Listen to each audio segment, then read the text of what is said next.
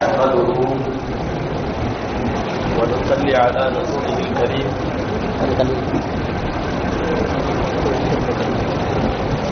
أما بعد، فقد قال الله سبحانه وتعالى في كلامه القديم والفرقان الحميد: أعوذ بالله من الشيطان الرجيم، بسم الله الرحمن الرحيم. إنهم فتية آمنوا بربهم وزدناهم هدى وربطنا على قلوبهم إذ قاموا فقالوا ربنا رب السماوات والأرض. صدق الله العظيم. அளவற்ற அருளாளனும் நிகரற்ற அன்புடையவனுமாகிய எல்லாம் வல்ல அல்லாஹ்வின் பெயரால் துவங்குகிறேன். நாயகம் முஹம்மது ரசூலுல்லாஹ் ஸல்லல்லாஹு அலைஹி வஸல்லம் அவர்களின் மீதும் நற்பாக்கியங்கள் நிறைந்த அவர்களுடைய உம்மத்தின் மீதும், குறிப்பாக இந்த மஜ்லிஸிலே வைத்திருக்கிற நம் அனைவர் மீதும் எல்லாம் வல்ல அல்லாஹ்வின் நல்லருள் என்றென்றும் நிறைவாக உண்டாவதாக. ஆமீன். மரியாதைக்குரிய விழாவினுடைய தலைவர், வருகை தந்திருக்கக்கூடிய சபைக்குரிய உலமா பெருமக்கள், மரியாதைக்குரிய ஜமாத்தார்கள், பெரியோர்கள், சகோதரர்கள், இந்த நிகழ்ச்சியை நெறிப்படுத்தி நடத்தி கொண்டிருக்கக்கூடிய ஜமாத் உலமா சபையை சார்ந்த அங்கத்தினர்கள் மற்றும் கண்ணியத்திற்குரிய இந்த பள்ளிவாசலுடைய நிர்வாக பெருமக்கள், உங்கள் அனைவருக்கும் என் ஆரம்பமான அஸ்ஸலாமு அலைக்கும் வரஹ்மத்துல்லாஹி வபரகாத்துஹு. அல்லாஹ்வின் பேரருளால் இளைஞர்களுக்கான விழிப்புணர்வு பொதுக்கூட்டமாக ஷரியத்தினுடைய பார்வையில் சமுதாய இளைஞர்களுக்கு சொல்லப்பட வேண்டிய சில செய்திகளை உங்களோடு பகிர்ந்து கொள்ளுகிற நல்லதொரு சந்தர்ப்பம் அல்லாஹ் வழங்கியிருக்கிறான். அல்ஹம்துலில்லாஹ். பயன்தரும் விஷயங்களை பேசவும் நாம் கேட்கவும், தொடர்ந்து அது குறித்து சிந்திக்கவும், வரும் நாட்களிலே செயலாற்றவும் எல்லாம் அந்த இறைவன் அருள் புரிவானாக என்கிற நல்ல துஆவோடு துவங்குகிறேன். ஒரு சமுதாயத்தை மேம்படுத்துவதும் செம்மைப்படுத்துவதும் ரெண்டு பேர் கையில இருக்கிறது. முதலில் பெண்கள், இரண்டாவது இளைஞர்கள். ஆண்கள் எவ்வளவு தூரம் மேம்பட்டாலும் வீட்டில் இருக்கிற பெண்கள் சரியில்லை என்றால் வீடு மட்டுமல்ல நாடு விளங்காது. அதுபோலத்தான் சமுதாயத்தினுடைய இளைஞர்கள் சீர் செய்யப்படவில்லையானால் வருங்கால சமுதாயம், வருங்கால ஷரியாத், வருங்கால முஸ்லிம் சமுதாயம் மிகப்பெரிய பேரழிவுகளை சந்திக்கும் சூழ்நிலை வந்துவிடும். எனவேதான் நாடு முழுக்க, குறிப்பாக இன்றைய சூழலில் கெட்டுப்போவதற்கு அதிகம் வாய்ப்பு இருக்கிற ஒரு சூழ்நிலையில் கெடாமல் காப்பாற்றுவதற்குள்ள வேலைகளை ஜமாத் உலமா சபை இளைஞர்களின் விழிப்புணர்வு கூட்டம் என்கிற அடிப்படையில் செய்து வருகிறது. அல்ஹம்துலில்லாஹ். சில நேரம் துரதிர்ஷ்டமா இருக்கும். என்னன்னா, நாங்க இளைஞர்களை பத்தி பேசுறதுக்காக போய் உட்கார்ந்தோம்னா நிறைய வெள்ளதாரியா இளைஞர்களே இருக்க மாட்டாங்க. அச்சால இங்க கண்ணுக்கு நிறைய இளைஞர்கள் தெரியுறாங்க. மாணவர்கள்லாம் அநேகமா கூட்டிட்டு வந்து உட்கார வச்சிருக்கீங்கன்னு நினைக்கிறேன். அல்ஹம்துலில்லாஹ். எப்ப முடியுங்கிற இதோட அவன் உட்கார்ந்துருப்பான் பையன். இருந்தாலும் அவன்கிட்ட சில செய்திகளை சொல்லிடும். அன்பானவர்களே, வாலிப பருவம் அப்படியே கரைஞ்சு சீக்கிரமா போயிடும். மனித ஆயுள்லயே ரொம்ப வேகமா பாஸ்டஸ்ட் மூவிங் எது தெரியுமா? வேகமா போறது இளமை பருவம் மட்டும்தான்.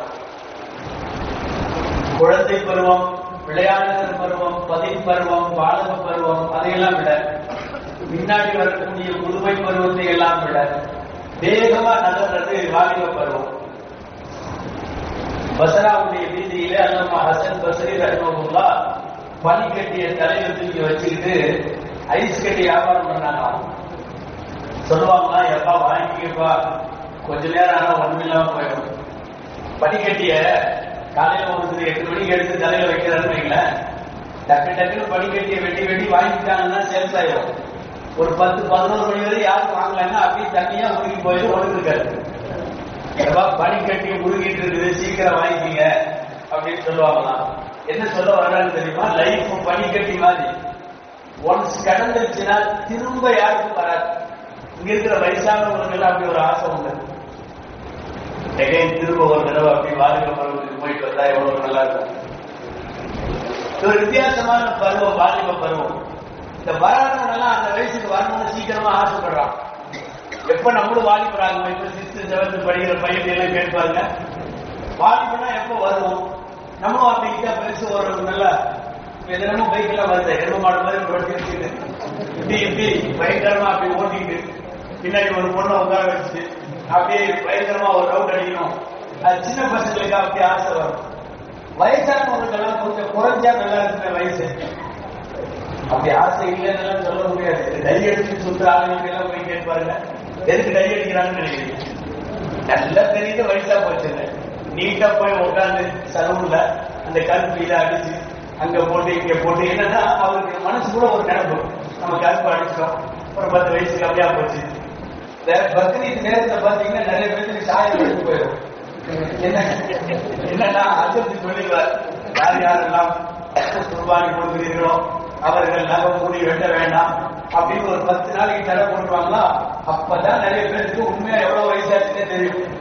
பூரா குர்பானி அறுத்து முடிச்சுட்டு நேர செலவு போயிடுவார், போய் திரும்ப பயிர் பண்ணி வயசுல போய்கிறது. நம்ம இப்ப 60-65 வயசுல உட்கார்ந்து கருப்பு இதா அடிச்சு யாராவது இன்னொரு தடவை பொண்ணு கொடுக்குறேன்னு சொல்ல போறாங்களா?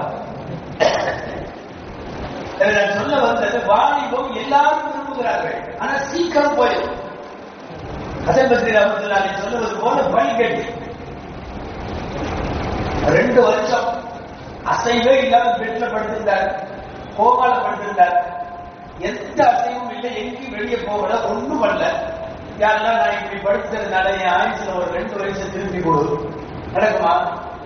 நடக்காது, கொடுக்க முடியாது. நீ சும்மா படுத்திருந்த ஒரு எக்ஸாம்பிள் சொல்றேன், ஒரு உதாரணம்.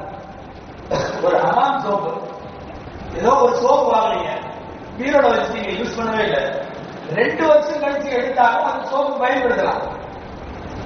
ஒரு 500 ரூபாய் நோட்டு பீரோட வச்சு நீங்க 2 வருஷமா அப்படியே இருந்துச்சு, எடுத்து இப்போ பயன்படுத்தினா அது 500 ரூபாய்க்கு செல்லும். அந்த சோப்பு பயன்படுத்தினா நீங்க எடுக்கிறப்ப அது செல்லும், அது செலவு செய்யலாம். லைஃப் அப்படி இல்லை, சும்மா வச்சிருந்தோம் 2 வருஷம், பாஸ்ட் முடிஞ்ச அவ்வளவுதான், அந்த 2 வருஷம் திரும்ப வராது. குர்ஆனிலே அல்லாஹ் சொல்லுகிறான், மறுமை நாளில் வந்து சில பேர் பேசுவார்களாம் அல்லாஹ்ட்ட. என்ன சொல்லுவாங்களா? கொஞ்சம் கீழே இருக்கிறப்ப லைஃப் ரொம்ப தப்பு பண்ணிட்டோம், அதனால கொஞ்சம் கீழே எங்களை ரிட்டர்ன் அனுப்பிச்சு வை, ரொம்ப கரெக்டா வாழ்ந்துட்டு வர்றோம், எங்க போய் திரும்ப வர முடியாதோ, வாய்ப்பே இல்லையோ, அங்க போய் நின்றுட்டு. நான் சொல்லல, அல்லாஹ் சொல்றான். என்ன சொல்லுவாங்களா?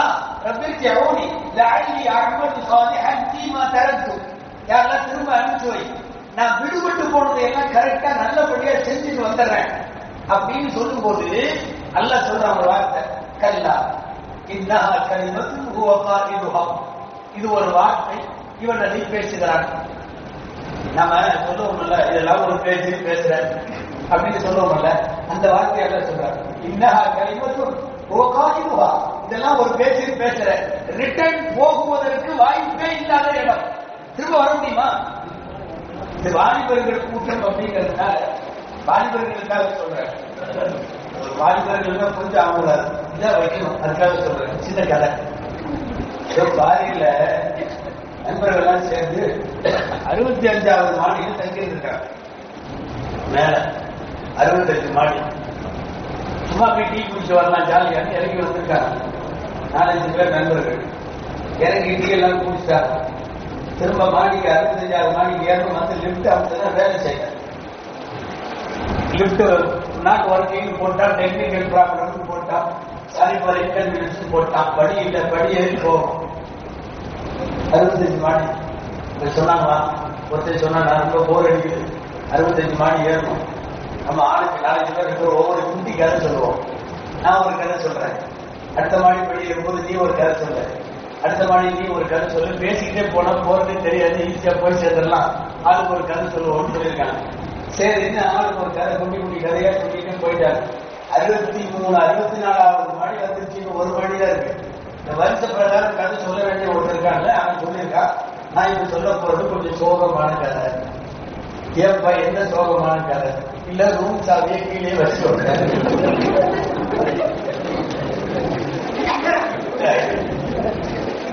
ஒண்ணும் இல்லை. இப்போ திரும்பி போய் எடுக்க முடியுமான்னா முடியும், கொஞ்சம் சிரமம். நான் சொல்ல வர சப்ஜெக்ட் புரிஞ்சுங்க, கொஞ்சம் சிரமம். இறங்கி வந்து ஒரு ஆள் எடுத்து போக முடியும். ஆனால் நம்முடைய பருவம் என்பது, வாழ்க்கை என்பது, ஆயுள் என்பது, அல்லது இந்த வாலிபம் என்பது கடந்ததுக்கு அப்புறம் போய் கொஞ்சம் திரும்பி வரலாமான்னா வர முடியாது. நல்லா சொல்றாங்க, இதையெல்லாம் ஒரு பேச்சுன்னு பேசுறியா?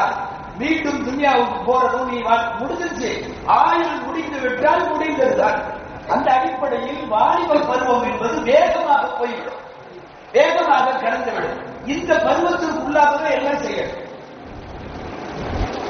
முதுமை வந்ததற்கு பிறகு ஒரு கிராமவாசிகள்லாம் சேர்ந்து சந்திக்கிறதுக்கு வந்தாங்க. உசாமா இப்னு ஷுரைக் ரலியல்லாஹு அன்ஹு அவர்கள் அறிவிக்கிற ஹதீஸ் சரியான நபிமொழி. ஒரு குழு வந்தார்கள், கிராமவாசிகள். நபி ஸல்லல்லாஹு அலைஹி வஸல்லம் கேட்டாங்க, அன்னகதாவி யா ரசூலல்லாஹ், அல்லாஹ்வின் தூதரே, நோய் வந்தா நாங்க மருத்துவம் பார்க்கலாமான்னு கேட்டாங்க. நோய் வந்தா மருத்துவம் பார்க்கலாமா? ஸல்லல்லாஹு அலைஹி சொன்னாங்க, ததாவு ஃபஇன்ன லிகுல்லி தாஇன் தவான் இல்ல தவாவு இல்ல தாவு வாஹித். மருத்துவம் பாருங்க, எந்த நோய் வந்தாலும் மருத்துவம் பாருங்க. இறைவன் எல்லா நோய்க்கும் மருந்து வைத்திருக்கிறான், ஒரே ஒரு நோயை தவிர அப்படின்னு சொன்னாங்க. ஸல்லல்லாஹு அலைஹி வஸல்லம் காணுவமாக யாரு சொல்றதா? அல்லாஹ்வின் தூதரே, மருந்து இல்லாத ஒரு வியாதின்னு சொல்றீங்கல்ல, அது என்னன்னு கேட்டாங்க. நபி ஸல்லல்லாஹு அலைஹி வஸல்லம் இல்லல் ஹரம், வயோதிகம் என்று ஒரு வியாதி இருக்கிறது, முதுமை என்ற ஒரு வியாதி இருக்கிறது. அப்பதான் மூட்டு வலி வரும், முதுகு வலி வரும், சோகம் வரும், சுறுசுறுப்பாக செய்ய இயலாமல் போகும். இதையெல்லாம் நம்முடைய எல்லா விதமான செயல்பாடுகளை, ஆக்டிவிட்டிஸ்களை உடைச்சி போடுகிற முதுமை, அதுக்கு மருந்து கிடையாது, அதுக்கு மருந்து கிடையாது. புற தோற்றத்தில் வேணும் டை அடிச்சுக்கலாம், தொழுகிறப்ப முட்டி வளைய மாட்டேங்குது, வேகமாக செயல்பட முடியல. சொன்னார்கள், மருந்தே இல்லாத ஒரே ஒரு வியாதி வயோதிகம். நான் வாலிபர்களுக்கு சொல்ல வருவது, அந்த வயோதிகத்தை எட்டுவதற்கு முன்னால் என்னென்ன செய்யணுமோ அதையெல்லாம் செஞ்சிடணும். அந்த வாலிபத்தில் என்னென்ன செய்யக்கூடாதோ அதை செய்யாம இருக்கணும். சஹீஹுல் புகாரி நபிமொழி, நிஅமதானி அஸீமதானி மஃபூனுன் ஃபீஹிமா கஸீருன் மினன் நாஸி அஸ்ஸிஹத்து வல் ஃபரா. ரெண்டு பெரிய அருட்கொடைகள் இருக்கிறது, அதிகமான ஜனங்கள் அதை புரிவதே இல்லை. மஃபூனுன் ஃபீஹிமா, அசட்டையாக இருக்கிறார்கள் நிறைய பேர். அஸ்ஸிஹத்து வல் ஃபரா, ஆரோக்கியம் ஒண்ணு, இப்ப கிடைச்சிருக்கிற ஓய்வு ஒண்ணு. ஒரு நேரம் வரும் ஓய்வே இல்லம்பா, ஒரு நேரம் வரும் செய்யணும்னு ஆசை இருக்கு, ஆனா ஆரோக்கியம் இல்லை. எத்தனை பேர் பார்க்கிறோம், அஞ்சிலே பார்க்கிறோம், உம்ராவிலே பார்க்கிறோம். இப்போ வயசான காலத்துல வந்துட்டேனே, நான் சின்ன வயசுல வந்திருக்கணுமே. ஆரோக்கியம் இருக்கிற போதே செய்ய வேண்டிய வேலைகளில் ஒரு காலத்திலும் நீங்கள் அசட்டையாக இருக்காதீர்கள் என்றிருக்கிறார். அந்த ஆரோக்கியமும் குறிப்பாக முஸ்லிம் வாலிபர்களுக்கு சொல்ல வேண்டும், இருக்கிற காலத்தில் மார்க்கத்தை புரிந்து அதன் மகத்துவம் புரிந்து செயலாற்ற வேண்டும். வாலிபர்களுக்கு அழுத்தமாய் ஒரு விஷயம், நாம் பெற்ற பெரும் அருட்கொடைகளிலேயே பேர் அருட்கொடை என்ன தெரியுமா? நாம் பெற்றிருக்கிற இஸ்லாம். யார் செஞ்சது துவாவோ? அதாவது என்ன முஸ்லிமா பிறக்க வைக்கின்னு நான் கேட்டதுக்கு பிறகு நான் முஸ்லிம் ஆகல, யாரோ கூடாது என்று துவா. ஒரு முஸ்லிமான பெற்றோருக்கு அல்லாஹ் மகனாக பிறக்க வைத்தார், இஸ்லாம் என்ற பெரும் பாக்கியம் கொடுத்தார். உலகத்தில் இஸ்லாமை போல் நாம் பெற்ற அருட்கொடைகள் எதுவுமே இல்லை. அவ்வளவு பெரிய பாக்கியத்திற்குரியது இஸ்லாம்.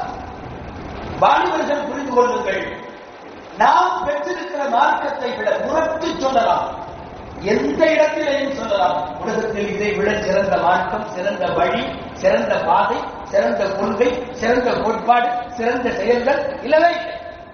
திரும்ப திரும்ப திருக்குர்ஆனில் வலியுறுத்தப்படுகிற ஒரு வசனம், இல்லதா அஸ்தபாரக்கும் தீன் பல தமுத்துன இல்ல வான்தும் முஸ்லிமூன். உங்களுக்கு அல்லாஹ் ஒரு மார்க்கத்தை, ஒரு தீனை தேர்வு செய்திருக்கிறான். மௌத்தா போறப்ப கூட முஸ்லிம் அல்லாம மௌத்தாயிராது. அல்லாஹ் ஈமானின் பாக்கியத்தை தருவான். மௌத்தாக திரும்ப திரும்ப குர்ஆன் சொல்லுகிறது, பல தமுத்துன இல்ல வான்தும் முஸ்லிமூன், முஸ்லிமாக்களை தவிர மௌத்தாக வேண்டாம். அல்லாஹ் தேர்ந்தெடுத்தார். நல்லா தெரிஞ்சிருக்கணும், இஸ்லாம் மனித கண்டுபிடிப்பாங்க. இந்த மார்க்கம் மனிதன் கண்டுபிடித்ததல்ல, இந்த சரீர சட்டம் மனிதன் உருவாக்கியதல்ல. நாமளா உருவாக்கி நம்ம கல்யாணத்தை இப்படி நடத்திக்கலாம், நம்ம மௌத்தை இப்படி வச்சுக்கலாம், நம்ம வீட்டு விசேஷத்தை இப்படி வச்சுக்கலாம். இல்லை, நம்ம இபாதத்தை, நம் தொழுகையை, நம் ஹஜ்ஜை, நம் நோன்பை எல்லாம் முடிவு செய்தவன் நம்மளால். ரப்பு முடிவு, அதான் இஸ்தபாலக்கும் தீன். ரப்பு முடிவு செய்து தந்த மார்க்கம். வாலிபர்கள் திரும்ப திரும்ப புரிய வேண்டும், நாம் பெற்றிருக்கிற மார்க்கத்தை போல் உலகத்தில் வேற எதுவுமே அந்தஸ்தை உயர்ந்ததல்ல. யாரையும் அண்ணாந்து பார்த்து அவர்கள் நன்றாக இருக்கிறது, இவர்கள் நன்றாக இருக்கிறது என்று பார்க்க வேண்டிய அவசியம் நமக்கு இல்லை. இங்கேதான் எல்லா நிறைவும் இருக்கிறது. நீங்கள் உலகம் கொடுக்க போய் பாருங்கள், நோன்பு வைக்கிற டைரக்டர்கள் எத்தனை பேர், நோன்பு வைக்கிற முஸ்லிம் அல்லாதவர்கள் எத்தனை பேர், கத்னா செய்து கொள்ளுகிற முஸ்லிம் அல்லாதவர்கள் எத்தனை பேர், வட்டி சூதாட்ட போன்றவர்களை இந்த மார்க்கம் சொல்லுவதை பார்த்து விலகிக் கொள்ளுகிறவர்கள் எத்தனை பேர். உயர்ந்த அம்சங்கள் எல்லாம் இங்கே இருக்கிறது. நான் 2 விஷயம் மாத்திரம் இன்னைக்கு வாலிபர்களுக்கு சொல்ல போறேன். 2 விஷயம். என்னன்னா, எதுவெல்லாம் உலகத்தில் நல்லவைகள் என்று இருக்கிறதோ அதுவெல்லாம் இஸ்லாத்திலேயும் நல்லவைகளாக ஹலால் முத்திரையோடு இருக்கும். எதுவெல்லாம் உலகத்தில் அசிங்கமோ, எதுவெல்லாம் உலகத்தில் அநாகரிகமோ, அந்த அசிங்கம் எல்லாம் இங்கே ஹராமாக இருக்கும். வேற வார்த்தையில சொல்றேன், திரும்பவும் சொல்ற வாலிபர்கள் கவனிக்கணும். அழகானவைகள் எல்லாம் ஹராம், அசிங்கமானவைகள் எல்லாம் ஹராம். இன்னொரு வார்த்தையில சொல்லலாம், எது மார்க்கத்தில் ஹலாலோ அது நல்லதா இருக்கும், எது மார்க்கத்தில் ஹராமோ அது அசிங்கமானதா இருக்கும். எந்த காலத்திலேயும் ஒரு அசிங்கத்தை இஸ்லாம் ஹலாலாக, எந்த காலத்திலும் ஒரு நல்லதை இஸ்லாம் ஹராமாக. மது குடிப்பது இங்கே ஹராம், எந்த காலத்திலும் அது ஹலாலாக. நமக்கு நம்முடைய மார்க்கத்தின் அருமை எப்போது புரியும்? அந்த பாவங்களால் பாதிக்கப்படுகிற மக்களின் இடத்தில் இருந்து நீங்கள் யோசித்தால் புரியும். உள்ள ஊந்திட்டு உள்ள அடிச்சு சாக்கடை ஓரமா, ட்ரெஸ் எல்லாம் மோசமா, குடி போதையில உழவிட்டு சாக்கடை ஓரமா படுத்துக்கிறான் பையன். ஒரு நாய் நதி எல்லாம் பக்கத்துல மோட்டு பார்த்து போகுது, சாக்கடை ஓரமா இருக்கிறான். அவன் மேல இங்கெல்லாம் முக்கியது. பாக்குற ஜனங்க இப்படி போட்டு இப்படி வர்றவங்க இப்படி கிராஸ் பண்ணி போறாங்க. அசிங்கத்தோடு படுத்து கிடக்கிறார். ஆடைகள் எல்லாம் அலங்கோலமாக இருக்கிறது. அந்த இடத்துல நின்று நீங்க யோசிக்கணும், என் மார்க்கம் இதை தடை செய்திருக்கிறது, என் மார்க்கம் இதை தடை செய்திருக்கிறது. அந்த காட்சியை பார்க்கிற போதுதான் நமக்கு புரியும், இவ்வளவு பெரிய அசிங்கத்தை ரப்பு தடை செய்திருக்கிறார். வட்டி வாங்கி வட்டி கட்ட முடியாம குடும்பத்தோடு தற்கொலை அப்படிங்கிற மாதிரி செய்தி பேப்பர்ல வந்து, ஒரு குடும்பத்தில் 5 பேரும் தற்கொலை பண்ணி 5 பேரோட ஜனங்கள் வீட்டில் வச்சிருப்பாங்க. வெளியே நின்று எல்லாரும் இப்படி ஆயிடுச்சு, எல்லாம் கடன் கட்ட முடியாம, வட்டி கட்ட முடியாம, குடும்ப பேர் தூக்கு போட்டுச்சு அப்படிங்கிற மாதிரி பேசிட்டு இருப்பாங்கல்ல. அந்த வாசலில் நின்று கொண்டு நீங்கள் யோசியுங்கள், என் மார்க்கம் இதை தடை செய்திருக்கிறது. உலகத்தில் அசிங்கமானவைகள் எங்கெல்லாம் நடக்குமோ, அருவருப்பானவை, மானக்கேடானவை, இது எல்லாமே இந்த மார்க்கத்தை பொறுத்தவரை ஹராம். இங்கே அனுமதிக்கப்பட்டவைகள் எல்லாம் அழகானவைகள். குர்ஆனிலே ரசூலுல்லாஹி அல்லாஹ் ஒரு இடத்துல அறிமுகப்படுத்துகிறார். நபிகள் நாயகம் ஸல்லல்லாஹு அலைஹி வஸல்லம் யார் தெரியுமா? யுஹில்லு லஹுமுத் தய்யிபாத் வ யுஹர்ரிமு அலைஹிமுல் கபாயித். அவர் நல்லவைகளை எல்லாம் ஹலாலாக்கி தருவார். வ யுஹர்ரிமு அலைஹிமுல் கபாயித். அவர் அசிங்கமானவைகளை எல்லாம் ஹராமாக்கி தருவார். நபி ஸல்லல்லாஹு அலைஹி வஸல்லம் செய்த வேலை குர்ஆனிலே சொல்லப்பட்டிருக்கிறது.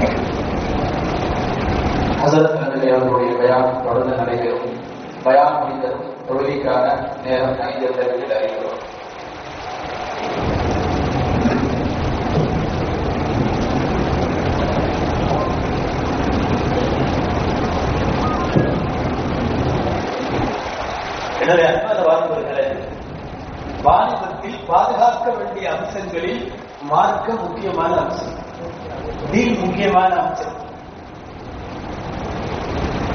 அல்ஹம்துலில்லாஹ், முன்பு போல் இல்லை, இப்போது நிறைய படிக்கிறார். எல்லா வீட்டிலையும் டிகிரி ஹோல்டர்ஸ், ஃபர்ஸ்ட் கிராஜுவேஷன் அப்படின்ற மாதிரி நிறைய எல்லா வீடுகளிலையும் படிக்கிறார்கள், பட்டம் பெறுகிறார்கள். படிப்பு, பட்டம், வேலை வாய்ப்பு, சம்பளம் எல்லாத்தையும் தாண்டி உன்னுடைய தீன் சரியாக இருந்தால் உன்னுடைய வாழ்க்கை, உன்னுடைய வாலிபம் எல்லாமே சரியாக இருக்கிறது. மார்க்கம் முக்கியமானது. நல்ல மாப்பிள்ளை வேணும், நல்ல மாப்பிள்ளை வேணும் பொண்ணு. அப்போ சொன்னாங்க, ரெண்டே ரெண்டு அம்சம் இருந்தா பொண்ணு கொடுத்துருங்க, தடையே செய்ய வேண்டாம், பொண்ணு கொடுத்துருங்க. இதா கப்பக இலைக்கும் யார்கிட்டையாவது தீன் சரியாக இருந்தால், யார்கிட்டையாவது குணம் சரியாக இருந்தால் பொண்ணை நபி கொடுத்துருங்க. ரெண்டே ரெண்டு தான். இந்த உலகத்தில் நல்ல மாப்பிள்ளைக்கு நபிகள் நாயகம் ஸல்லல்லாஹு அலைஹி வஸல்லம் சொன்ன அளவுகோல் ரெண்டு அம்சம் தான். ஒன்னு தீன் சரியாக இருக்க வேண்டும், இன்னொன்னு அஹ்லாக் என்கிற குணம் இருக்க வேண்டும். ரெண்டு இருந்துட்டா திருமணம் செய்து கொடுத்து விடுங்கள். வைலா தக்கும் பித்னத்தும் பில்லாதி வஃசாதும் கபீர், இல்லைன்னா பூமியில குழப்பம் நிகழும். நல்ல பொண்ணு வேணும், மாப்பிள்ளைங்க இருக்காங்க, நல்ல பொண்ணு வேணும்.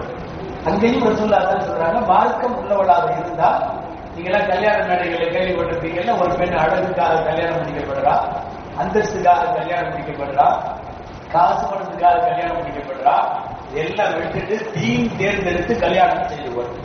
நல்ல மாப்பிள்ளைக்கு அளவுகோல் என்ன? தீன். நல்ல பெண்ணுக்கு அளவுகோல் என்ன? தீன். தீனுல் இஸ்லாம் வாலிபத்தில் சரியாகும். இந்த வயசான காலத்துல போறது கன்ஃபார்மான உண்மை. சில பேர் பள்ளியாசல் 5 நேரம் தொழுதுக்கு பயங்கரமா இருப்பாங்க. இல்ல, நீ வாலிபத்தில் இருந்து வர வேண்டும். சொல்லுவாங்க தௌபா அழகானது, அதை வாலிபன் செய்தால் ஆக அழகானது. வாலிபன் செய்தால் அழகான ஆட்டோமேட்டிக்காவே 70 வயசுக்கு அப்புறம் தௌபா வரும். என்ன திடீர்னு நம்ம விட்டுக்குவோம், அப்புறம் கொண்டு போய் வச்சுருவாங்க, எல்லாம் ஓதிவாங்க. அப்ப வர்ற தௌபா அல்ல. சீர்திருத்தம் என்பதும் ஒருவனிடம் தீனுல் இஸ்லாம் இருக்கிறது என்பது ஒருவன் வாலிபத்திலேயே வந்துச்சுனால் அவன் கமாலான மனிதன், அவன் தான் பரிபூர்ணமான மனிதன். தீன் ரொம்ப முக்கியமானது, அதுதான் வேணும். அந்த தீனுல் இஸ்லாமுக்கு ஆபத்தான எல்லாத்தையும் தூக்கி வீழ்த்தது. சமீப காலத்துல அவன் வீசலாம் முடிவுக்கு வந்தாலும் விடாத அளவுக்கு எல்லா பசாசும் நடக்குது, எல்லா பித்னாவும் நடக்குது. அவன் மொபைல திறந்தாவே எல்லாம் வேற மாதிரி. 8th 9th படிக்கலாம், இன்ஸ்டால அக்கௌண்ட் வச்சுக்கிட்டு ராத்திரி பூரா உட்காந்துக்கலாம். வாண்டெல்லாம் பார்த்து இன்ஸ்டால ஒண்ணு நம்மளைத்தான் சொல்றாங்க. இங்க இருக்கிற பெரியவர்களுக்கு இன்ஸ்டால என்னன்னு தெரியாது. அவன் இன்ஸ்டா இல்லைன்னா சோழ இறங்காது. பூரா இன்ஸ்டால இருக்கான், பேஸ்புக்ல இருக்கான், கேட்டு செல்வமான நண்பர்கள் வாலிபர்களை நினைச்சா வருத்தமா இருக்கு. நைட்டு 10 மணி ஆனா எல்லாத்தையும் தூக்கம் தள்ளுவாங்க. அவன் ஃப்ரெஷ்ஷா 10 மணி ஆனா हमारा टाइम शुरू हो गया, நம்ம டைம் ஆரம்பிச்சிருக்கான்னு சொல்லி ரொம்ப ஃப்ரெஷ் ஆயிடுவான். 10 மணி ஆயிட்டா போதும், எல்லாம் படுக்க போயிட்டாங்க, இவன் ரூமுக்கு இவன் போயிட்டாங்கன்னா அவ்வளவுதான். பிஸ்மில்லான்னு எடுப்பா பாருங்க. ராத்திரி 1 மணி வரைக்கும் 1:30 மணி 2 மணி அதே 1:30 மணிக்கு தூக்கிடுவான்னு நினைக்காதீங்க. இது மௌத்தா போயிடும். அவன் தூக்க ஒன்றா இல்ல, அது அந்த சார்ஜ் அந்த பின் அதெல்லாம் மௌத்தா போய், அல்லது இவன் போட அந்த ஜிபி அந்த இதெல்லாம் கணக்கெல்லாம் மௌத்தா போய் என்ன விட்டுறாப்பா அப்படின்னு சொல்லும். போட்டு என்ன முடிச்சு படுத்துவான். 10 மணி ஆனா ஆகிறாங்க. அவன் திருந்தலான்னு வாலிபர்கள் நினைச்சாலும் இன்னைக்கு விடாத அளவுக்கு அவனை பிடித்து இழுத்து உழுக்குகிற சோசியல் மீடியாக்கள். அது இப்போதான் கம்பெனியா அனுப்புறான். அவன் அவனுங்களே அனுப்புறான், மெசேஜ் அனுப்புறான், தனியாக இருக்கிறீர்களா, யாருனாவது பேச வேண்டும், நான் இங்க ஒன்றை பேசணும். என்ன எல்லாத்துக்கும் கொண்டாடி உள்ள இருந்து அகமதுக்கு முந்துக்காரங்க இருக்காங்க, சொந்தக்காரங்க இருக்காங்க, எல்லாரும் நீங்க மெசேஜ் அனுப்புறான், தனியாக உணர்கிறீர்களா, நீங்க உடனே தொடர்பு. அங்க யாரையாவது உட்காந்து வச்சிருப்பான் பேசுறது. இவன் நம்ம பையன் சும்மாவே சொல்லிட்டு இருப்பானா, சொல்லி கூப்பிடுறாங்க, உள்ள போனா முடிஞ்சு. அவன் இந்த ஜமானால வெளியே வரமாட்டான். அவர்கள் திருந்தினாலும் திருந்த வாய்ப்பில்லாத அளவுக்கு உலகம். ஹதீஸ்ல வந்த மாதிரி இருக்கு. கியாமத்து நெருங்க நெருங்க ஒருவன் மார்க்கத்தின் மீது நிலைத்திருப்பது என்பதே பெரிய போராட்டமா. நீங்க அப்படி ஆயிடுச்சு. கிட்டத்தட்ட ஒருத்தன் நல்ல பையனா கரெக்டா மார்க்க சட்டப்படி வாழணும்னு நினைச்சா கூட முடிய மாட்டேங்குது. வருது செயற்கை ஆளுநர் ஜமானும் இன்னொரு காலம் வரும்.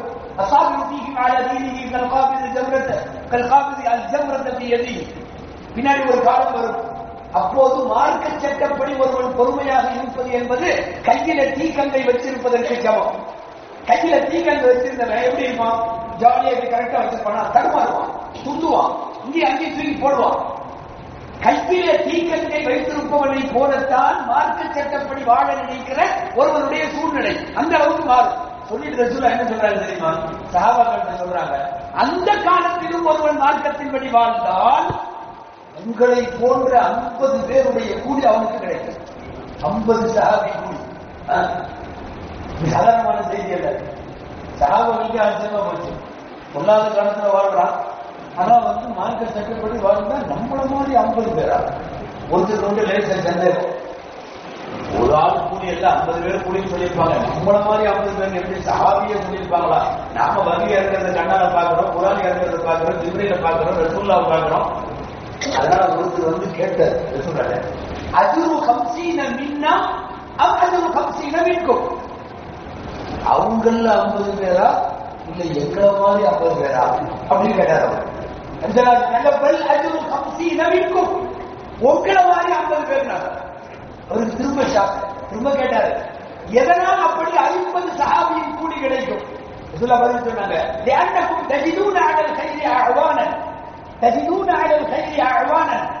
நீங்க நன்மையை தூண்டக்கூடியவர்களை பெற்றுக் கொண்டிருக்கிறீர்கள். நான் உட்கார்ந்து முன்னாடி நீ தப்பு பண்ண நான் சொல்லிடுவேன். நன்மையை தூண்டுகிற ஆள் உங்களுக்கு முன்னாலே இருக்கிறது. ஒரு காலம் வரும், நன்மையை தூண்ட முடியாமல் போகும். எங்க பார்த்தாலும் பாவங்கள் என்று வருகிற போது அந்த காலத்திலையும் தீனோட நிற்கிறது பெரிய விஷயம். எல்லாம் டாஸ்மாக் திறந்து வச்சிருக்கான். திருமண பக்கம் எல்லாம் பட்டணத்துல என்னமோ விற்கிறான். இன்னைக்கு நாடு முழுக்க இது ஒரு பெரிய முசீபத் ஆயிடுச்சு. 10+2 படிக்கிறவன் எல்லாம் கஞ்சா குடிக்கிறான். வாலிபர்கள் பேர் என்னடா முகம்மது, பேர் என்னடா அப்துல், என்னென்னமோ இஸ்லாமிய பெயர்கள். சாட்டர்டே சண்டே ஆச்சுன்னா டாஸ்மாக் போய் நிற்கிறான். எவ்வளவு பெரிய கேவலம் தெரியுமா இந்த உம்மத்துக்கு. இந்த இளைஞர்கள் விழிப்புணர்வுன்றதுனால சொல்றேன், மௌத்தா போற வரையும் மதுவை நான் வாயில வச்சதில்லைன்னு ஒருத்தர் இருந்தா உண்மையாலுமே இந்த நூற்றாண்டினுடைய அவுளியாக்கள் அவனை சேர்ந்தது. அவ்வளவு மோசமா இருந்துச்சு. அவன் சரியா இருந்தாலும் கூட உள்ளவன் கூப்பிட்டு போறான். ஒரே ஒரு கோட்டர் மட்டும் போட்டு வரலாம் வா. நம்ம நிலைமை ஏதாவது உட்காந்து கோட்டர்லாம் பேச வேண்டியது. எழுத்து படிக்கிற பையன் அவனுக்கு பொட்டுனா கையில கொடுக்குறாங்க. அதை கஞ்சா குடிக்கிறான். அதுல என்னென்னமோ வகையெல்லாம் வச்சிருக்கான். கம்மத்துக்கும் குறைந்தபட்சம் என்னமோ அந்த கூலிப்பு மாதிரி வாங்கி கொண்டு சொல்லிக்கிறான். பசங்க பாக்குறேன் கூலிப்பு தான் சொல்றாரு. அது தமிழ்நாடு போறோம். அதனால நீங்க என்னென்ன போடுறீங்களோ எல்லாம் தெரியும். ஒண்ணுமே கிடைக்கலன்னா எதுதோ பண்றான். என்னமோ போய போட்டு பண்றான். சிறப்பு மெடிக்கல் அடிக்குது, அதை வாங்கி குடிக்கிறான். மொத்தத்தில் அவனுக்கு அப்படியே மிதக்கணும். அப்படி ஒரு மாதிரி மிதக்கணும். என்னமோ சிறப்பு மெடிக்கல் அதை வாங்கி குடிக்கிறான். கிராமங்கள்ல என்னமோ தீய போட்டு டயர்மா என்னமோ போட்டு எரிக்கிறான். எரிச்சு அந்த புகை அப்படியே உள்ள வாங்குறான். அந்த புகையை உள்ள வாங்குறான். பொட்டணத்துல அவனுக்கு கிடைக்குது, அதை வாங்கி இது பண்றான். நின்றது நிக்க சமையலையே இப்படிங்கிறான். கையில வைக்கிறான். அது கரெக்டா வந்தது. யாரும் இப்படி திரும்ப டபக்குன்னு இழுத்து உள்ள வப்பாங்க. கபருடைய மண்ணு போட்ட மாதிரி டப்புன்னு போட்டுருவான். உள்ள இழுத்து உள்ள அப்படி வச்சுட்டு அவ்வளவுதான். அப்புறம் ஏறு பாருங்க. இப்பதான் அவங்களுக்கு பாடமே விளங்குது. எல்லாமே சரியா பாத்தியாக அப்பதான் தெரியல. இன்னைக்கு நன்மையின் பக்கம் இழுக்கக்கூடியவர்களை விட தீமையின் பக்கம் இழுக்கக்கூடியவர்கள் அதிகம். தீமையின் பக்கம் இழுக்கக்கூடியவர்கள் அதிகம். ரசூலுல்லாஹி ஸல்லல்லாஹு அலைஹி வஸல்லம் அவர்களுடைய சரியத்திலேயே ஆக பெருமைக்குரிய விஷயம் என்ன தெரியுமா? ஒருபோதும் எந்த போதைகளையும் ஏற்காத மார்க்கம் இஸ்லாம். எந்த போதை ஏற்காது. குல்லு முஸ்லிமின் ஹராம் கலீலுஹு வ கஸீருஹு ஹராம். எல்லா போதை பொருளும் ஹராம். அது மதுவா இருக்கட்டும், கஞ்சாவா இருக்கட்டும், அபினா இருக்கட்டும், வேற ஏதாவது பேர் வச்சு நீங்க குடிக்கிற சாதாரண சாராயம், கல்லு, ரம்மு, ஜின்னு, விஸ்கி, பீரு, பிராந்தி என்ன இளவெல்லாம் இருக்கோ அத்தனை இளவு ஹராம். எல்லாம் குல்லு முஸ்லிமின் ஹராம். இல்ல நம்ம பையன் பீர்ல எல்லாம் அதிகமா பீர்ல எல்லாம் ஏறாது. அது ஓரளவு யார் சொன்ன உனக்கு பீர் ஹராம் இல்லையா? இது என்னமோ இவனே சரியத்துல முஃப்தியா மாறிடுவான். என்னன்னா சாராயம் அது டாஸ்மாக் அந்த சரக்குலாம் வேற, பீர்ல அவ்வளவு ஒண்ணு ஏறாது. யாரு சொன்ன பீர்ல பக்தி இல்லைன்னு? ஏன்னா all India drug control association இருக்குல்ல, ட்ரக்ஸ் ஆர்கனைசேஷன் இருக்குல்ல, நாட்டினுடைய மது மையம் அந்த இது இருக்குல்ல, அவன் எதையெல்லாம் ட்ரக்னு சொல்றானோ அதுல அவன் பீர் எழுதி வச்சிருக்கான். இவருக்கு உட்கார்ந்து பீரெல்லாம் அவ்வளவு ஒண்ணு இல்லை. அவன் யாரு சொன்னா உனக்கு? போதை ஏற்படுத்தும் அனைத்தும் ஹராம். அதாவது ஒரு வார்த்தை சொன்னாங்க, அந்த வேலை இதை மட்டும் சொல்லல, எக்ஸ்ட்ரா ஒரு வார்த்தை சொன்னாங்க. என்ன தெரியுமா? கதீருஹு கதீருஹு ஹராம். கொஞ்சமா இருந்தாலும் ஹராம், அதிகமா இருந்தாலும் ஹராம். இந்த வார்த்தை சொன்னது நல்லதா போச்சு. ஏன்னா சில பேர் ஒரு அரை டம்ளர் மட்டும் குடிச்சலாமா, குடிச்சலாமா அப்படின்னு கேட்பாங்க. ஏன்னா ரசூலுல்லாஹ் டோட்டலா முடிச்சாங்க, கம்மி கூட. ஏன்னா சில பேர்லாம் வந்து உதாரணமா போதை ஏற்படுத்தினாத்தான் ஹராம, போதை ஏறலைன்னா ஹராம் இல்லைன்னு சொல்லிட்டா அதெல்லாம் குடிக்க ஆரம்பிச்சிடும். ஏன்னா சில பேர் எல்லாம் ரொம்ப நாள் குடிக்காரனா இருப்பான், ஒரு ஃபுட்டுக்கு பின்னாடி நல்லா ஸ்ட்ராங்கா அடிப்பான். புது குடிக்காரனா இருந்தா ஒரு காலம் ஹோட்டல்லையே அவன் குடிச்சு மட்டும் ஆயிடுவான். நல்ல ரொம்ப நாள் குடிக்காரன் ஃபுல்லா ஊத்தி நிற்பான். ரசூலுல்லாஹ் அதனாலதான் ஏறுற போதையை அளவா வைக்கல. போதை பொருள் அது குறைவா இருந்தாலும் ஹராம், கூடுதலா இருந்தாலும் ஹராம். அப்ப இன்னைக்கு நிலைமையில ஒரு ஸ்பூன், ஒரு டம்ளர்லாம் தேவையில்லை, அரை டம்ளர் தான், ஒரு ஸ்பூன் மது ஹராம்.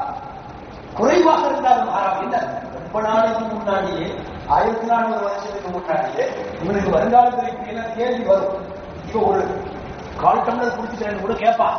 அதனால வாய்ப்பே இல்லாம சந்தை அடைச்சிட்டாங்க. கொஞ்சமா இருந்தாலும் ஹராம் தான், கூடுதலா இருந்தாலும் ஹராம். இந்த மார்க்கத்தில் அதற்கு அனுமதியே இல்லை. அன்பான வாலிபர்களே, நிறைய பெற்றோர்களும் இருக்கிறீங்க, வாலிபர்களும் இருக்கிறீங்க. எந்த வீட்டிலையாவது தாம் பையன் குடிகார அப்படிங்கிற மாதிரி ஒரு சூழல் உங்க வீட்டில் இருந்தா சொல்றேன், யாரும் கோவிச்சுக்காதீங்க.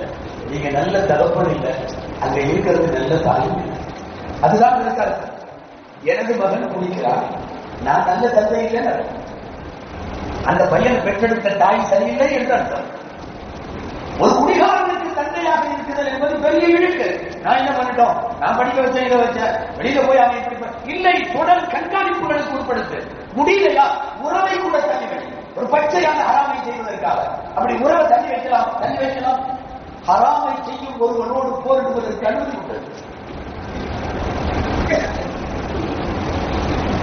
இது ஒரு கப்பு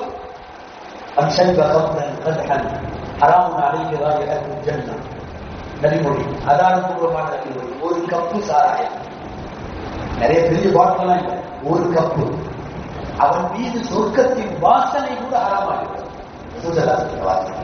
ஒரு கப்பு, இங்க ஒரு கப்புக்கு இது பேச்சுனா வாரந்தோறும் குடிகாரர்களால்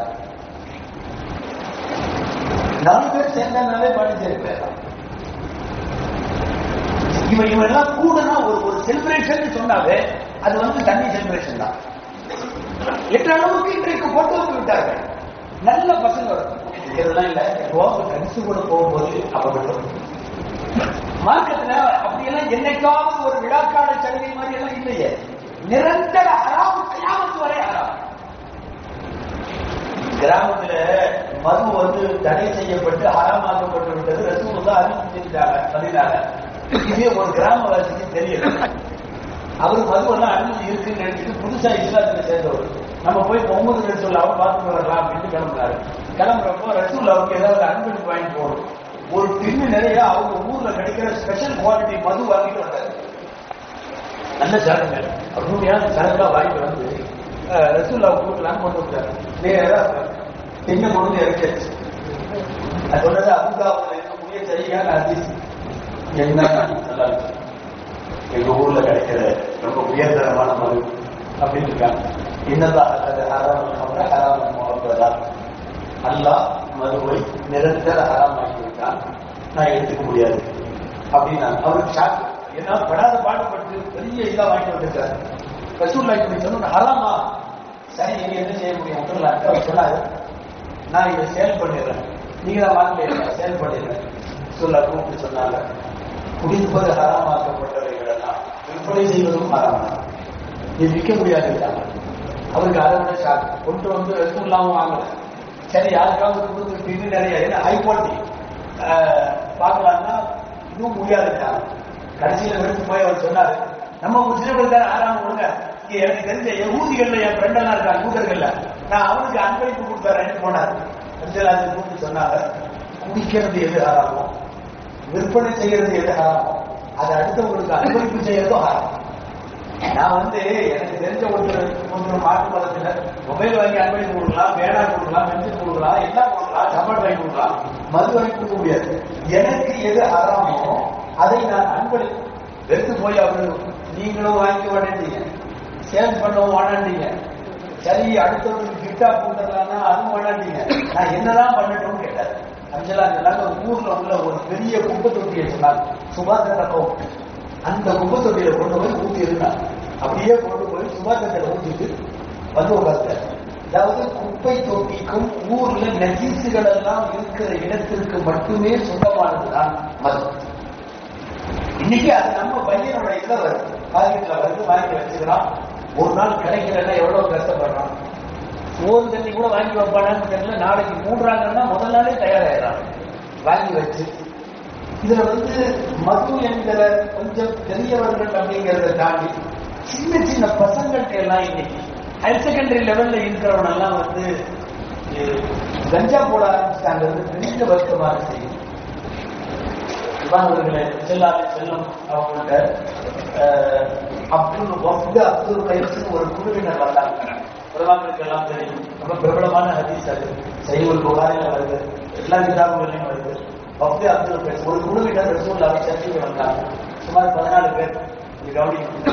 அவங்க வந்த உடனே எங்க ரசூலுல்லாஹ்ட்ட கேட்டாங்க, நாங்க புதுசா இஸ்லாத்துல சேர்ந்திருக்கோம், நாங்க என்னவெல்லாம் செய்யணும், நாங்க என்னவெல்லாம் செய்யக்கூடாது. ரசூலுல்லாஹ் அவங்களுக்கு எல்லாம் சொல்லி கொடுத்தாங்க.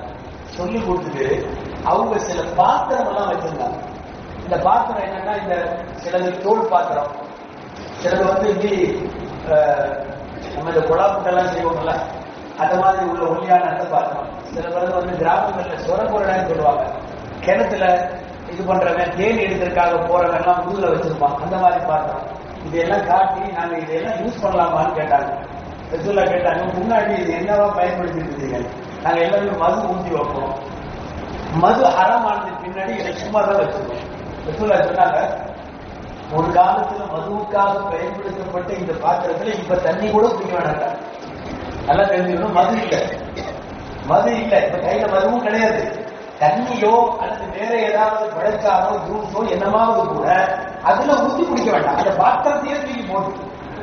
மதுவினுடைய எந்த வகையும் வாடகை கூட இந்த உண்மத்துல இல்லை. அதையும் கஞ்சாவுக்கு அழிந்தீங்கன்னா ஊருக்கு வெளியே பசங்கெல்லாம் போறாங்க, போய் எங்கேயாவது கீழே உட்காந்துக்கிறான், எங்கேயாவது ரயில்வே கேட்டுக்கிட்ட போய் நின்றுக்கிறான், யாரும் இல்லாத இடத்துல நின்றுக்கிறான், ஒருத்தர் இன்னொருத்தருக்கு படை போடுறான். நான் சொல்ல வருவது, சேர்க்கை முக்கியம், சேர்க்கைகள் கண்காணிக்கப்பட வேண்டும். தயவு செய்து அவனை கண்காணிக்க. அவன் பார்த்துட்டு இருந்த கண்காணி இல்ல இல்ல தோளுக்கு மேல வளர்ந்துட்டான், தோளுக்கு மேல வளர்ந்துட்டான். ரசூலுல்லாஹ் கல்யாணம் கட்டி கொடுத்தது பின்னாடி பிள்ளைகள் சரியா இருக்காங்களான்னு பார்த்துட்டு இருந்தாங்க. திருமணத்திற்கு பின்னாலேயும் மக்களை கண்காணிக்குதல் என்பது இருக்கிறது. சில பேர் எல்லாம் பொண்ணு பிள்ளையை கட்டி கொடுத்துட்டா வார இறந்துச்சு அப்படின்னு அன்னையே கட்டி கொடுக்குறது. யார் சொன்னா கட்டி விட சொல்லி? திருமணத்திற்கு பின்பும் எனது மகள் அவள் மார்க்கத்துப்படி சரியாக இருக்கிறாளா என்று கண்காணிக்க வேண்டிய பொறுப்பு இருக்கிற போது சர்வ சாதாரணமா நம்ம பசங்க இன்னைக்கு கஞ்சா ஊழியர்கள்லாம் அடிமையா இருக்காங்க, எல்லாம் பாதுகாக்க வேண்டும். ரொம்ப மோசமான சூழ்நிலை, அதுவும் தமிழ்நாட்டில் வெளியில சொல்றதுக்கு வெட்கப்பட்ட ஒரு விஷயம், ஆனாலும் சொல்லி ஆகணும். என்ன தெரியுமா? தமிழகத்தில் கஞ்சா குடிப்பவர்களில் முஸ்லிம் சமுதாயம் முதல் இடத்துல. நான் யாரும் இங்க தினத்தந்தி தினகரன்ல போட்டது என்னன்னு சொல்லல, உளவுத்துறை தருகிற டேட்டா பேஸ் தகவல், உளவுத்துறை தந்திருக்கிற தகவல். 122 பேர் முஸ்லிம் பாதிப்பவர்கள் கிட்டத்தட்ட மதுவுக்கு கஞ்சாவுக்கு அடிக்கிறது. அப்படின்னா 1/4 4ல ஒரு பையன் முஸ்லிம் சமுதாயத்தினுடைய பையன், 4 பேர்ல ஒரு பையன். எங்க போய் முடியும் தெரியல. நடக்கிற படுகொலைகள் எல்லாம், கஞ்சாவிற்காக நடக்கிற படுகொலைகள் எல்லாமே முஸ்லிம் சமுதாயம் சம்பந்தப்படுகிறது. எல்லாம் பாதுகாக்கணும். ஆலியம்பாட்டியில படுகொலை, கொலை செய்தவனும் முஸ்லிம், செய்யப்பட்டவனும் முஸ்லிம், 2 பேருமே முஸ்லிம். பிரச்சனை என்னன்னா, கஞ்சாவை பட்டுவாடா செய்வதில் பகிர்வதில் துறைக்கு தகவல் கொடுத்த அடிப்படையில் கொலை செய்யவும் முஸ்லிம் தான், வபாத்தாய் கொலை செய்யப்பட்டவனும் முஸ்லிம் தான். 2 பேருக்கு இடையில பிரச்சனை குடும்ப பகையோ பரம்பரை பகையோ எல்லாம் இல்லை, கஞ்சாவை டிஸ்ட்ரிபியூட் பண்றதுல பாரு. சாத்தான்குளத்தில் படுகொலை, கஞ்சாவுக்காக படுகொலை, 2 பேரும் முஸ்லிம். இன்னும் சொல்ல போனா எக்கச்சக்கமான டிஸ்ட்ரிபியூட்டர்ஸ் மிக அதிகமாக கஞ்சாவை புழக்கத்தில் கொண்டு வந்து மக்கள்கிட்ட பல்வேறு பெயர்கள் வைத்து அதை கொண்டு வந்து உணவு விடுறதுல முஸ்லிம் சமுதாயம் முக்கியமான பங்கு வகிக்கிறது. எவ்வளவு பெரிய வெக்கேடான விஷயம் தெரியுமா? ரொம்ப வருத்தமாக இருக்கிறது. மதனுடைய எந்த தொடர்பும் நமக்கு ஆகாது. சவுதியில கையத்துக்கு இமாரில் வேணுமான்னு சொல்லி ஒரு அமைப்பு இருக்கு. அதாவது மூத்த மார்க்க அறிஞர்களின் பத்துவா கமிட்டி பேர் சவுதியில இருக்கு. சர்வதேச அளவில் முக்கியமான பத்துவாக்கள் எல்லாம் கொடுக்குறோம். நீங்க நல்லா கவனிங்க. அதுல ஒருத்தர் பத்துவா கேட்கிறாரு. என்ன பத்துவா தான்? ஒரு டாக்ஸி டிரைவர், நான் டாக்ஸி டிரைவர், நான் இங்க ஒரு சூப்பர் மார்க்கெட்ல, ஒரு பெரிய மால் சூப்பர் மார்க்கெட்ல டெலிவரி வண்டி நான் ஓட்டிட்டு இருக்கேன். சரக்கெல்லாம் போட்டு என் அட்ரஸ் கொடுத்துருவாங்க, நான் கொண்டு போய் அங்கே இறக்கி விட்டுருவேன் எங்க அந்த வீட்டுல. அவர் வந்து அந்த சூப்பர் மார்க்கெட்டினுடைய டெலிவரி வேனுடைய டிரைவர். அவர் என்ன சொல்றாரு, நான் கொண்டு போய் இறக்கிட்டா அரிசி பருப்பு எல்லாம் வைப்பாங்க, மது பாட்டிலும் வைக்கிறாரு. நான் சொல்றது ரியாத்துல மது பாட்டிலும் வைப்பாங்க, உயர்தரமான மது வளர்ப்பாங்க. நான் அந்த மதுவை இறக்கி கொண்டு போய் அவங்க வீட்டுல தக்காளி இருக்கு, கடலை எல்லாம் இருக்கு, கூடவே மது இருக்கு, நான் பொருட்களை எல்லாம் இறக்கி வச்சுட்டு வரது. இதுதான் என்னுடைய தொழில். என்னுடைய சம்பாத்தியம் குறித்து ஐயத்துக்கு இவ்வாறு போனோமா பத்துவா தரணும் அப்படின்னு சொன்னதுக்கு நீ இந்த வேலையை விட்டு இது ஹராம்னு பத்துவா கொடுத்துறாங்க. என்ன தெரியுமா? வண்டியில 90% மெஜாரிட்டி இருக்கிற பொருள் தான் அரிசி பருப்பு பிரெட்டு என்னதான் இருக்கு. கூடவே கொஞ்சம் ஒரு 10% ஆல்கஹால் ஐட்டங்களை வச்சு, பீர் பிராந்தி ஐட்டங்களை வச்சு கொண்டு போய் அங்க வைக்கக்கூடிய ஒரு சூழ்நிலையில கூடுமானவரை இந்த தொழிலை விட்டுட்டு நீங்க வேற தொழிலுக்கு போங்க, இங்க இருக்கிற மனுவை எடுத்து இங்க வைக்கிறது தவறு என்கிற அளவுக்கு சட்டம் சொன்ன ஒரு மார்க்கத்தினுடைய கடைசி இளவல்கள் 1400 வருஷத்துக்கு பின்னாடி பின்னாடி திரும்ப ஒரு அறியாமை காலத்தை போல மதுவுக்கு அடிமைகளாய் கஞ்சாவுக்கு அடிமைகளாய் அன்பான வாய்ப்புகளை தயவு செஞ்சு மௌத்தாகிற வரையும் இந்த போதைக்கு நாம் அடிமையாகக்கூடாது. சொன்ன செய்தியோடு நான் நிறைவு செய்கிறேன். யாராவது போதை போடுறதுக்கு உள்ளவன் தெரிஞ்சான் குடிகார அவனை சொல்லல, எல்லாத்தையும் சொல்ல, கஞ்சா குடிக்கிறவன் தெரிஞ்சால் அவனோட பழக்கம் இருக்குன்னு தெரிஞ்சால் அவனுக்கு கல்யாணம் பண்ணி கொடுக்காதீங்க. முதல்ல எல்லாம் மாப்பிள்ளை கருப்பா சிறப்பான்னு பார்ப்போம், குட்டையா நெட்டையான்னு பார்ப்போம், நல்லா சம்பாதிக்கிறனா இல்லையான்னு பார்ப்போம். இன்னைக்கு அப்படி இல்லை. நீங்க போதை பொருள் உபயோகிக்கிறவங்க பார்க்கணும். கொஞ்சம் காசு லெவல் கூட கூட டேப்லெட் போடுறான் போதை, ஊசி போடுறான் போதை. இந்த போதையை ஈர்க்கிறதுக்கு இன்னைக்கு நிறைய வெரைட்டிஸ் வந்திருக்கு. அதுல இன்ஜெக்ஷன் போட்டுக்கிறது, அவனே நம்ம சுகர் பேஷண்ட்டுக்கு இன்சுலின் போடுறாங்களா இல்லையா, அந்த மாதிரி அவனே போட்டுக்கிறான், போதையில மிதக்கிறான். தயவு செய்து பெண்ணுக்கு மாப்பிள்ளை எடுக்கும் போது இந்த பழக்கம் உள்ளவனாலும் பார்க்க வேண்டியதா இருக்கு. இவனுக்கு கல்யாணம் பண்ணாதீங்கிறார். இது ஒரு செய்தி. நான் வாலிபர்கிட்ட மட்டும் இந்த ஒரு நாடு ஒரு சூழ்நிலை வரிகளை மாத்திர சொல்றேன். ரெண்டாவது, நம்ம பகுதியில யாராவது நம்ம அக்கபக்கத்து வீடுகள்ல காப்புகள் உடம்பு சரியில்லாம இருக்காங்க. காப்புகள் மாற்று மருத்துவத்தை சேர்ந்தவர்கள். நமக்கு சொன்னது என்ன தெரியுமா? போய் விசாரிக்க. முஸ்லிம் மட்டுமல்ல, காப்பீரா இருந்தாலும் போய் விசாரிக்க. நல்லா இருக்கீங்களா, எல்லாம் சரியா போயிடும், ஒன்னும் கவலைப்படாதீங்க சொல்லணும். நான் ரசூலுல்லாஹ் சொல்றாங்க, முஸ்லிம் உம்மத்துல போதை பழக்கத்திற்கு அடிமையானவன், போதை பயன்படுத்துபவன் உடம்பு சரியில்லாம போனா விசாரிக்கிறதுக்கே யாரும் போகாதீங்க. எவ்வளவு கடுமையான வாசல் பாருங்க. என் பக்கத்து வீட்டுல இருக்கிற காப்பு நோய்வாய்ப்பட்டா நான் போய் விசாரிக்கணுமா? ஆனா போதை பயன்படுத்துற முஸ்லிம் அவன் நோய்வாய்ப்பட்டா விசாரிக்க போகாதீங்க. சொன்ன வார்த்தை. மூணாவது, யாராவது போதை குறித்த மனிதர்களுக்கு ரெக்கமெண்ட் பண்ணா, சிபாரிசு செய்தார், இந்த சிபாரிசை ஏற்றுக்காதீங்க. நாலாவது செய்தி,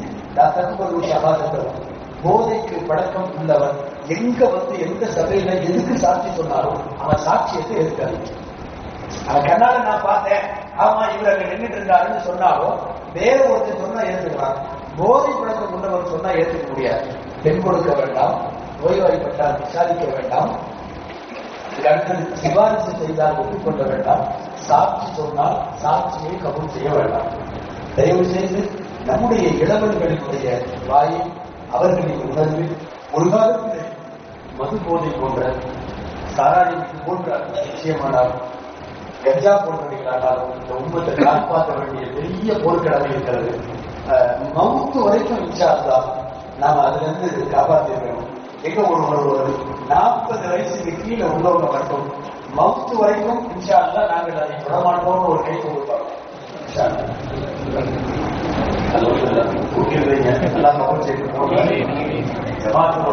மத்திவாசல்ல வச்சு இளைஞர்களை கூப்பிட்டு இந்த கூட நடத்துனாங்க. மவுத்து வரைக்கும் நாங்க இதை பயன்படுத்த மாட்டோம், இவ்வளவு பேர் கை கொடுக்குறாங்க, நல்லா சாட்சி போதும். அந்த அடிப்படையிலே இந்த கூட்டம் வெற்றி ஆகிவிட்டது. துவா செய்வோம், நம்மை, நம்முடைய சந்ததிகளை, நம்முடைய பேரந்ததிகள் வரைக்கும் நம்முடைய குடும்பத்தில் போதைகளுக்கு அடிமையாகி விடாத சிறந்த சமுதாயத்தை எல்லாம் உருவாக்கி தருவானாக. இவர்களுடைய மாணவர்களை எல்லாம் நன்மையாக ஆக்கி தருவானாக. இந்த காலத்திலேயும் பாவம் செய்வதற்கு செல்லாமல் நல்லா பாதுகாப்பானாக. வாழும் காலமெல்லாம் இஸ்லாமிய மார்க்கத்தை உணர்ந்து அதன் மதிப்பை மகத்துவத்தை தெரிந்து முஸ்லிமாக வாழ்ந்து எல்லாம் மரணிக்கிற போது முஸ்லிமாக லா இலாஹ இல்லல்லாஹ் முஹம்மது ரசூலுல்லாஹ் கலிமாவை சொல்லி மரணிக்கிற ஈமானுடைய நசீபை எல்லாம் எப்போதும் நமக்கும் நம் சந்ததிகளுக்கும் தந்தர் புரிவானாக. ஆமீன் ஆமீன். வஆகிரு தஅவானா அல்ஹம்துலில்லாஹி ரப்பில் ஆலமீன். அஸ்ஸலாமு அலைக்கும் வரஹ்மத்துல்லாஹி வபரகாத்துஹு.